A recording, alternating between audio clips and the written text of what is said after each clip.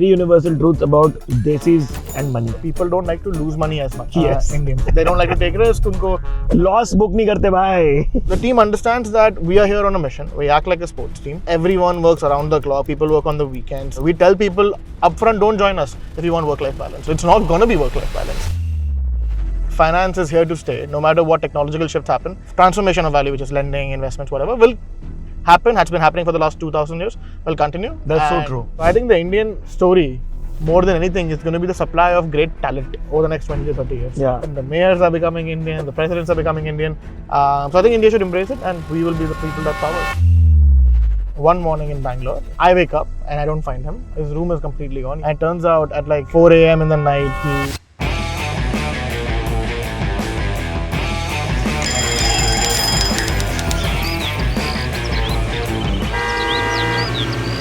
Hi Parth, welcome to Mashable Mornings. Hey, thank you so much for having me. How are you doing? Good, man. A lot of people need to know this, that we're talking money when we're talking to Parth over here, folks, and all the Desis watching. If you're using Aspora, please let us know in the comments, because I don't know anybody who would drop out of Stanford and then be able to talk to their Desi parents. So वो कैसे किया बता दे भाई पहले आप. So I think I did it in phases. पहले तो I rebelled by saying मुझे engineer नहीं बनना है. I started by saying that I don't want to go into IIT engineering, and they had a hard time grasping with that. They're like, what will you do? Told them I'll do physics. They're like, physics, will you be able to earn money? I was like, I don't want to earn money. I want to become a physicist. Okay. So that took a year and a half. Then they came around to it. Too many questions popping in my head, but please go on. I came around to that, and they let me go to the US to study physics. A year in, I realized that I'm not smart enough to get a Nobel Prize, and winning was really important to me, and it still is. And if you're not going to make it to the pinnacle of whatever you're doing, it's not worth it. I'm sure. It's very, very flawed. My mom keeps telling me that's one of the worst things about you, but whatever. I quite like that mindset, bro. I'm genuinely very honest. Very rarely do I meet somebody who says I want to win Nobel and out loud and upfront. So that's right. That's superb. I think claim it. So, but I honestly wasn't smart enough, right? I go there, I realized that there's way more smarter people here at an undergrad level as well, right? Who are already doing grad school, PhD classes. So quickly realized, ye to nahi hoga. Had an existential crisis, and it happened during COVID. So I got another blow at my parents. I told them that I don't want to study during COVID. Let me take a year off, right? And I will not go to college. And they were like, what is this? The entire concept of taking a year off from studies or whatever a year off is non-comprehensible to them. Anybody watching Desis, please let us know in the comments if any of our Desi parents understand the concept of a sabbatical. If they had it, they wouldn't even let you do weekends. But I went to karate classes and swimming classes on the weekends. You have to be hyper productive, right? Understandably so. But so I told them I want to take a year off. They're like, what are you going to do? I said, I'll figure it out. So that was another battle to fight. And in that figuring out, I was working on a non-profit. This is a non-profit I started in high school that I continued working during COVID on. And there the idea morphed into a for-profit startup. And that's the first time I got to experience what building was, what technology felt like, and what consumer tech could do. But you were not a techie before this. I'm so sorry to quickly interject. No, 100%. No, absolutely. I was very analytical. I like to study physics, but I had no tech background whatsoever. Because people are going to be like, this is a show for C-suite and business leaders and entrepreneurs, and it takes a while to fathom that there can be a 24-year-old who's sitting over here helping NRIs move money, and like of everything, how does then one think about banking for NRIs? So that's another interesting thing, right? When I dropped out, the idea was I'll do something in financial services. And the thesis was very simple. I liked economics quite a bit. Finance was one of the only conversations I had at home with my father. He's a CA as well. Of course. Some credit to him. And then it was very simple, right? Like finance is here to stay. No matter what technological shifts happen, exchange of value and transformation of value, which is lending, investments, whatever, will happen, has been happening for the last 2000 years, will continue. That's so true. Yeah, and so whatever we do in finance world, we'll be able to figure it out. So when I started the business, it was completely different. It was actually B2B financing. That was a very interesting thesis. That was 15% of all of India's GDP is software companies, and a lot of them don't get access to capital because not all of them are venture backable startups, right? Yeah. They're not all going to be billion-dollar companies. They're good software companies. If I can give them access to debt capital, which banks will not do because they don't have tangible assets, there is some play there. Quickly realized that doesn't work. Had a falling off with my co-founder. And that's when we pivoted to this. What was this startup called? Same. It was. We were earlier called Vans. Actually, interesting story. We rebranded 6 months ago to Aspora. That's what I went deep into research and I figured that you were called different, and I wanted to ask you that on camera. But good. And then like this co-founder ka kya hota hai, and what does the story like over there look like? So this co-founder of mine was my freshman year roommate in college. Of course. What do? We go to college and ask our roommate कि भाई चल धंधा चालू करते हैं. That's exactly that's what happened, right? So in COVID, he came to live with me in Abu Dhabi, and we were just spending the summer together and ideating on things. And we came up with the idea. We're like, chalo, we'll do this. We'll drop out of college and we'll start this. And he's a white American Jewish guy who's never stepped outside the US. It's like, let's go to India. Let's build from there. And 6 months in, both of us did not see eye to eye. He wanted to do different things. I wanted to do different things. And I made the colossal mistakes of becoming co-CEOs with him. So both type A personality. He's fantastic at whatever he does. I like to believe I'm good as well. And so it doesn't work with me. No. One CEO, one COO. That's yeah, or CEO, CTO, whatever, right? But like co-CEOs is a recipe for disaster because no one is taking decisions. One morning I wake up, and at this time we're living in Bangalore, right? There's 7 team members with us, so 9 of us live in this one house in Indiranagar in Bangalore. Makes sense. Yeah, I can visualize it. Fantastic experience, man. Like we lived there for 2 years, and I think Aspora is what it is today because of that 2 years of grind together. The enduring part of it was that one morning in Bangalore, I wake up and I don't find him, and my team is looking for him. His room is completely gone. He's packed up. He's left. We look at our CCTV cameras because I'm trying to call him. He's not picking up. And it turns out at like 4 a.m. in the night, he left. He took a flight and he's back to San Francisco. And he's emailed all our investors saying that we're shutting the company down and we're sending you all the money back. So my investors are now calling me, be like, what the fuck is going on? Oh my God, this is a movie, mere bhai. To give us the money back, what is going on? And had to essentially navigate that, fight a legal battle with him, convince my investors to stay put, convince my employees to stay with me. That was the very, very interesting chapter. देखिए childhood trauma एक तरीके का लोगों को मिलता है. ये भाई का चाइल्डहुड ट्रॉमा ऐसे मिला. It is kudos to you for being so vulnerable with us right now in this camera. And I think that's where Gen Z founders will come through, I think.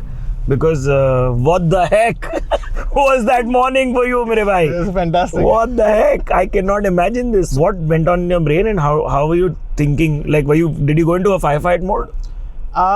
I did. I went into a fight or flight. I was like, yeah, just go figure out kaise karna hai jaldi se, because at that point I was not even thinking what this would mean. I just had to diffuse the situation, right?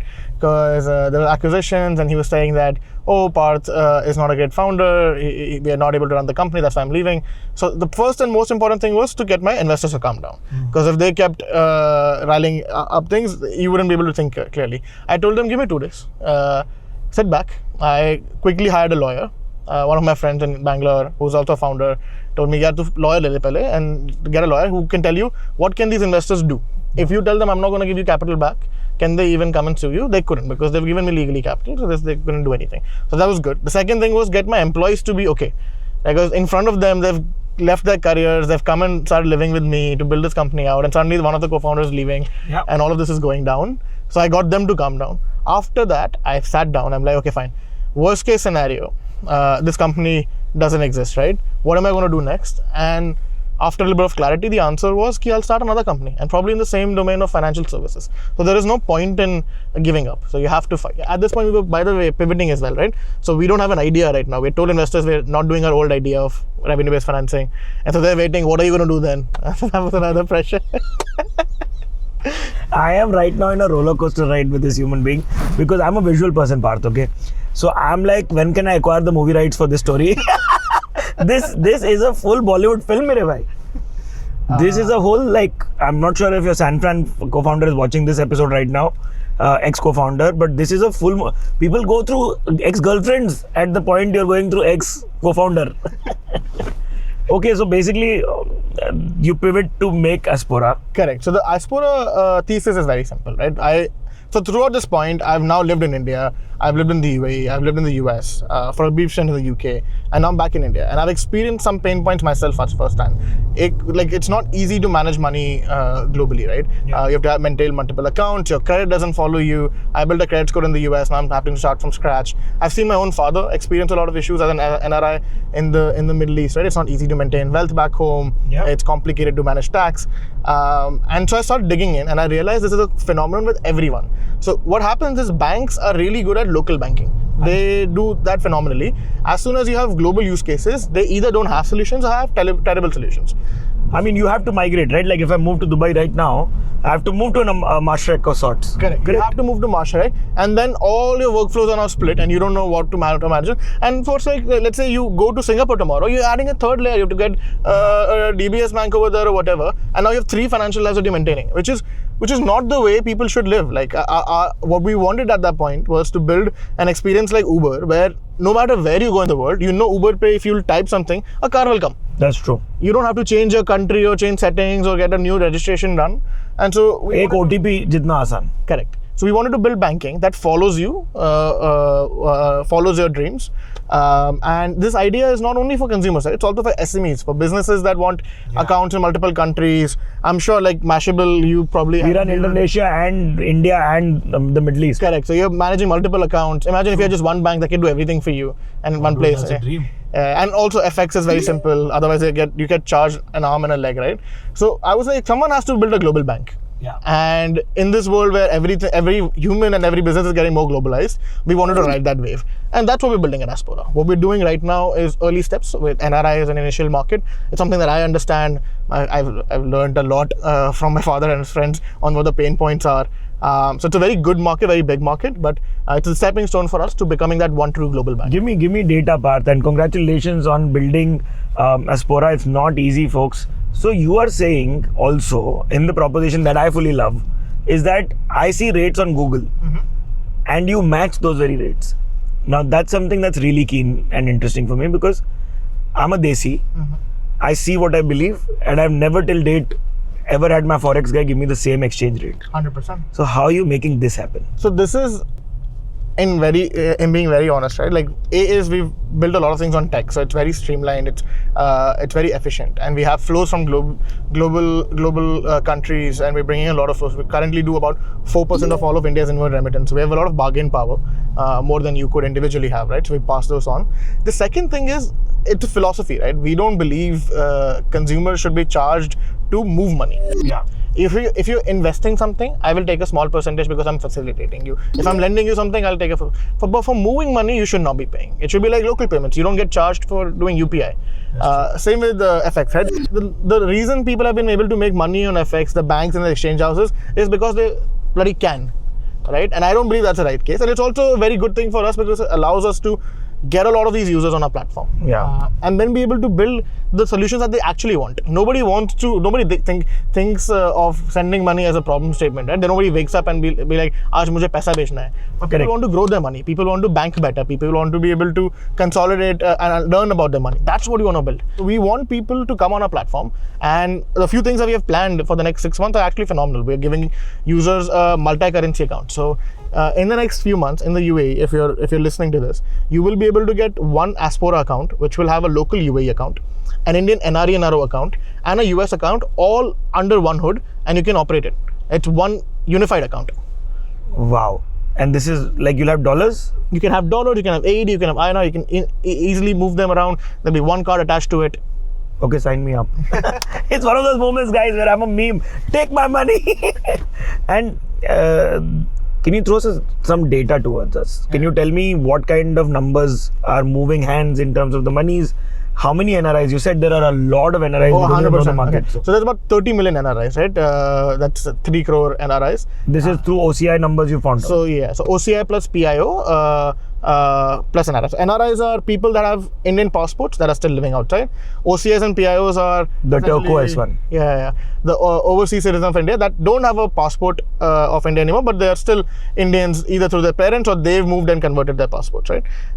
For us, NRIs are a lot more important because they have active ties to India. Yeah. So 15 million NRIs, 15 million PIOs. collectively they account for less than 2% of India's population. And if you look at NRIs, they're about 1% of India's population. But they move $135 billion back home every year. It's insane. What are you saying? It's 2x more than the next country.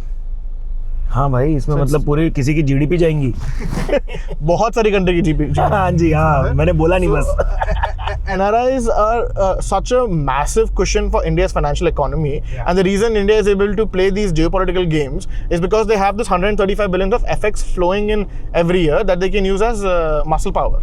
So it's very important. It's more than the FDI, the foreign direct investment that India attracts every year. So the diaspora itself is very important. I don't know if you know this, but India has this thing called as Pravasya Divas every year, and it's on the day of the return of Mahatma Gandhi to India. So to celebrate NRIs. What are you saying? Yeah. This is when he must have come back from Africa. Yeah, from South Africa. Oh my God. So every year they do felicitations, they go around the world thanking NRIs. So they're very, very important for India's financial services ecosystem from a government standpoint, but also from a private institute standpoint. Because NRIs today, according to what we figured out, was they hold $300 billion of wealth in savings accounts and fixed deposits in India.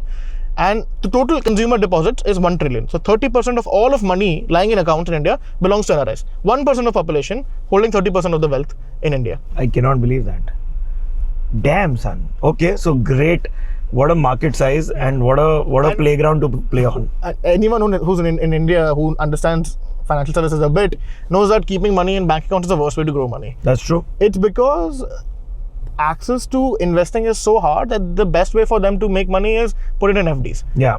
They can't get on board with companies like Grow because they don't offer NRI services. They can't get on board with Zerodha because Zerodha has a 90-day onboarding process to onboard NRIs. Matlab, online journey to hai hi nahi. You have to go through the customer support agent.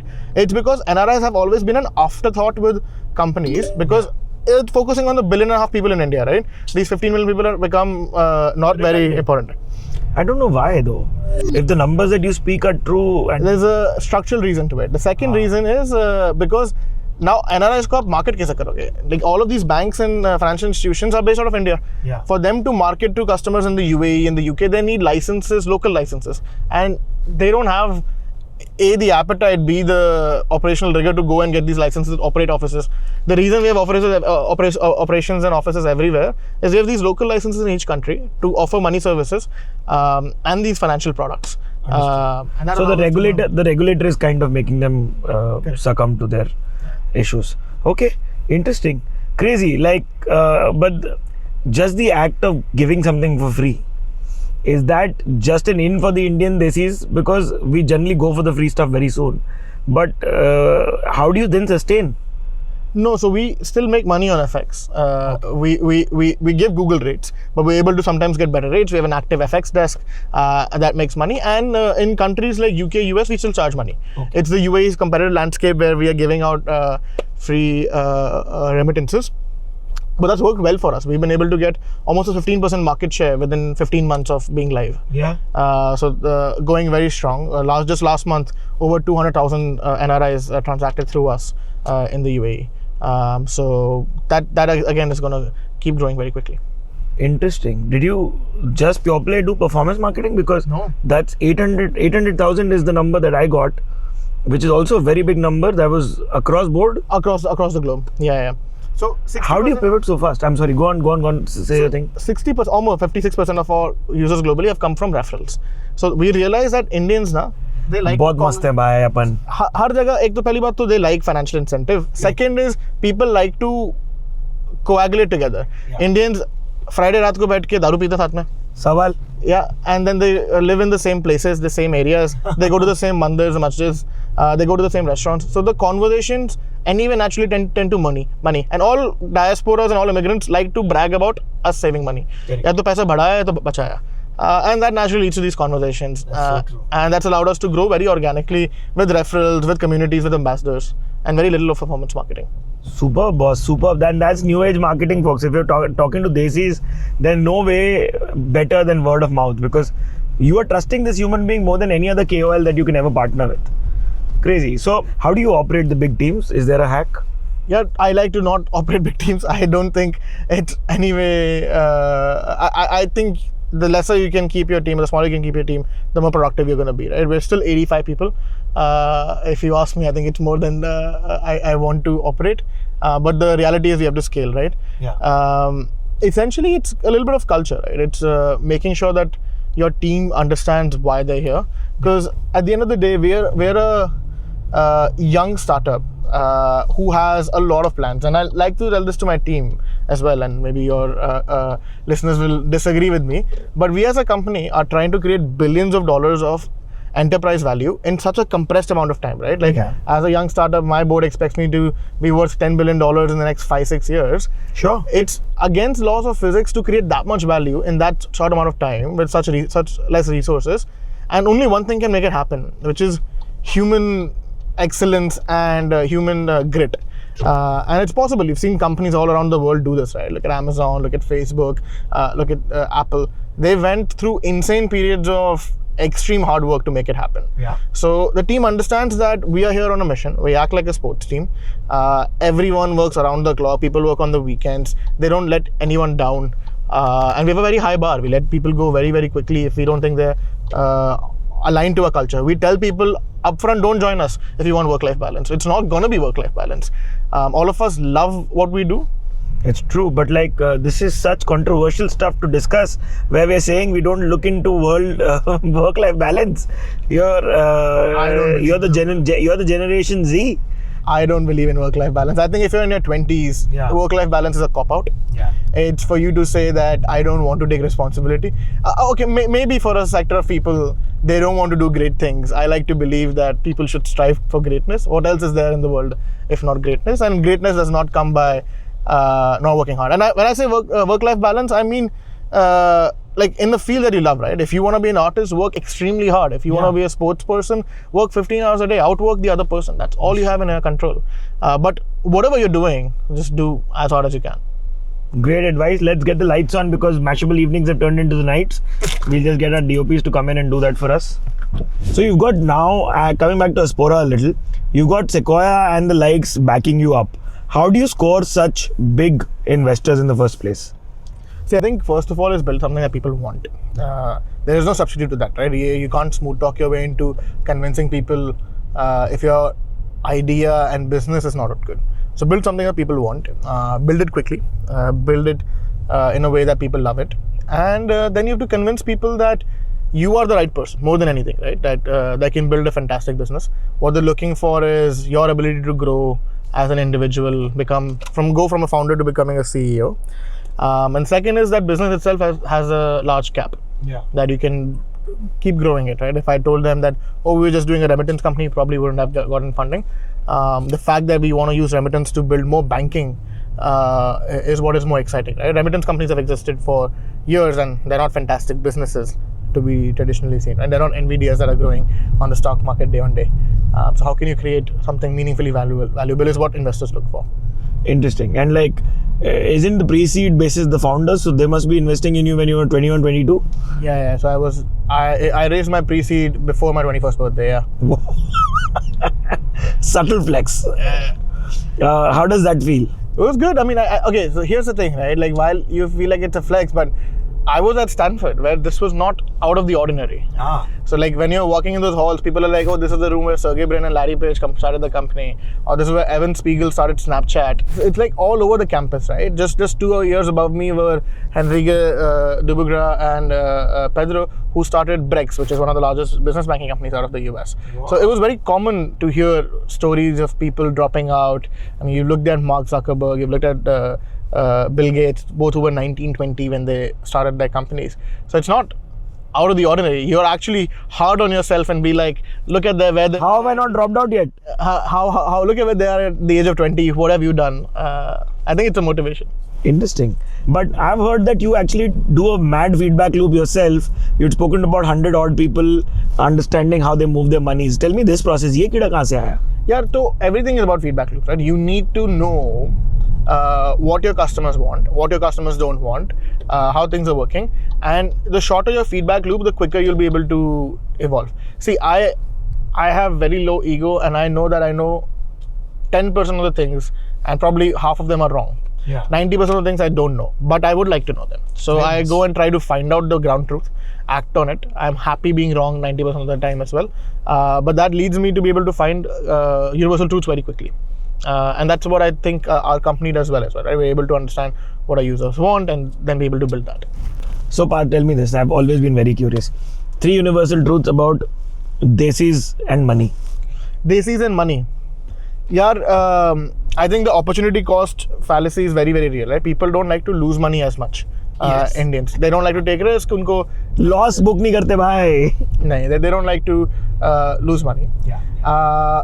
Second is everyone wants to grow their money, but nobody takes the effort into figuring out how to. We are a very DIFM, do it for me economy. Yeah. If you see globally, there are a few markets where people actually end up figuring out what to do with their money. If you leave Gujaratis aside, in India, not a lot of people spend time on figuring out what to do with their money. True. And third thing we realize, and this is specific to our context, right, that people, the way they diversify their capital is very, very dependent on their own decisions on life. So NRIs, they deploy money into India, and the asset classes they choose is dependent on whether they want to come back to India and how long after they want to come back to India. So for example, someone who wants to move in 2 years will buy only equities and mutual funds. Someone who wants to come back in 10 years will buy real estate. Correct. Someone who wants to come back in 30 years will act very differently. Yeah. Interesting. So these 3 points, guys, you take back home. But like Desis and money, we are also complicated. But it changes from India to the UAE, right? Is there a difference that you've seen?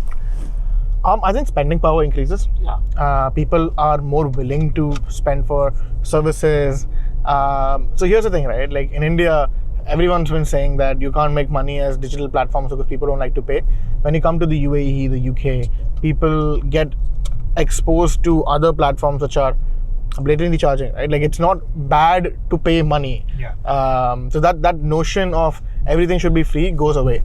That allows businesses to be able to create much more valuable services that are expensive to build and customers are happy to pay. So we see that happening a lot with the UAE customers. Initially, that 1 dirham ka dhania or 1 GBP ka dhania hurts a lot, but then you get used to it. It does. It's the same thing like using a शौचालय for 2 GBP or 1 GBP, na bro? Like मैं सुसु करने के लिए 2 pound थोड़ा ना दूंगा types. You know, I'll rather hold my bladder and this is a very crass example, folks, but it's the truth. It is the first time my father visited London and he was like, really, you have to pay to use the washroom? Whereas we used to like New York Starbucks, it just waltz in. What can you tell me about how mentality changes as in the US then with Desis? Is there a stark difference that you've observed? Yeah, thoda difference hota hai. So I'll tell you na. If you go to the Middle East, you're never going to get a passport for the country that you're moving to. Yeah. So your behavior is very much driven around going back to your country. It's like a bridge. It's like a bridge, right? Like you know that मैं UAE कुछ समय के लिए आया हूँ, and that time could be 2 years or 20 years, but you know that you're going to go back eventually. Yeah. So your behavior is very different. When you go to the US, it's almost like an opportunity to be here long run, and you try to optimize and you try to ingrain in that side. You get a passport, try to live there and raise your kids there. Now a lot of people are not able to do it because of the H1B visa crisis, but that changes financial behaviors. I am sending money differently. I am operating my accounts differently. I am trying to allocate asset classes. I allocate my wealth across asset classes differently. That's what creates that affinity to India creates those differences. Interesting. That makes a lot of sense. But are you seeing a huge number of Indians move? And that is why this product also becomes such a lucrative deal? 100%. Okay. So I have a very, very controversial take on this, right? I believe that a large portion of India's population is going to see massive transformations from both two things, right? Influx in AI taking over. Transformation and efficiencies. So a lot of your BPO jobs and all of those are going to be getting crunched or more efficient. And second is agricultural efficiencies. I think the stat is something like US economy on agriculture is 100 times more efficient than India. Yeah. That means the same number of people are generating 100 times more output. And that means a large chunk of this India's population, 300 million people odd, and the 200 that are in services are going to have a hard time finding jobs. And the global population is declining in age. Look at Japan, look at Israel, who are actively asking Indians to come and be with them, right? Both the hyper-educated Indians plus the hard-working Indians are all going to find global opportunities. Correct. So I think the Indian story, more than anything, is going to be the supply of great talent. over the next 20 to 30 years. Yeah. And so the Indian diaspora is only going to get larger. I think it is India's biggest IP and its biggest strength in geopolitical scenarios. Our global tech CEOs are Indian, the mayors are becoming Indian, the presidents are becoming Indian. So I think India should embrace it, and we will be the people that power it. Perfect. Global talent, guys. This is the time for us. Part dalo.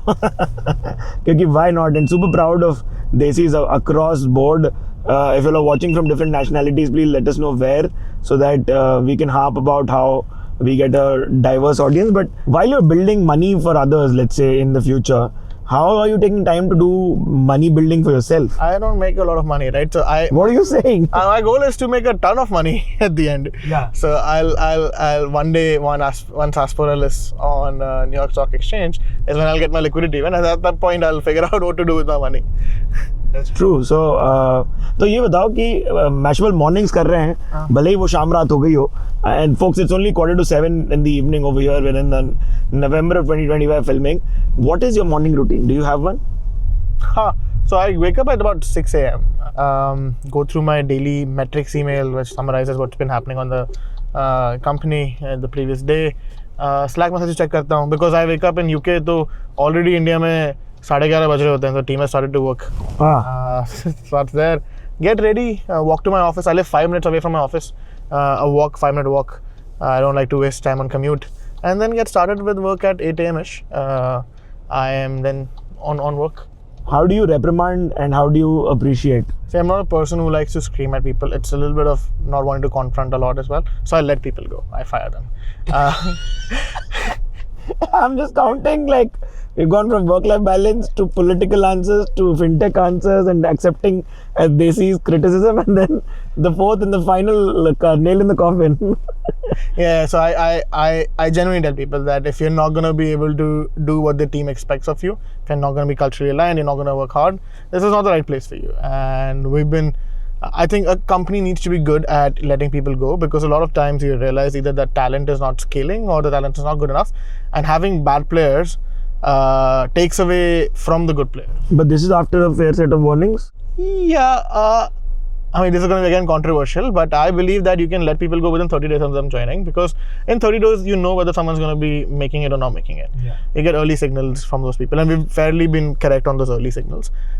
You want to do this because if you entertain B players, this concept of A players, B players, C players, if you entertain B players, they tend to get C players to make themselves look good, whereas A players like to work with A players only. And if you entertain B players in a company, A players feel like this is not fair. So to avoid that, you might want to make sure. Appreciation, I'm not good at, man. Like, I think my team constantly tells me that, Parth, you should stop once in a while, tell people they did a good job. I'm starting to get better at that and learn how to do it. Yeah. But I think it stems from the fact that I also move on very quickly from wins. I'll say yay, and then... You at least do say yay. I think you should celebrate just a little more also, I guess. Yeah. I think that's something I need to do better, because while I can be that way, when I have a team of 500 people, the teams need to have rituals of how they can celebrate, how they can create that energy of what needs to be celebrated, right? 100%. So learning how to do that. All the best with it. I think I'm looking forward to the day you all list on NYSE. I'll be around to see you ring the bell. Yes, sir. That'd be fun. What aspirations other than that? What should we be looking forward to? A lot of exciting products. So we have a few products in line for if your users are listening in from India as well. We're going to have ability for you to get USD account, invest in the US, and then hold global assets. But that's slightly down the line, 7 to 8 months down the line. But keep a lookout on what all we have in store. We have a bunch of exciting products coming your way.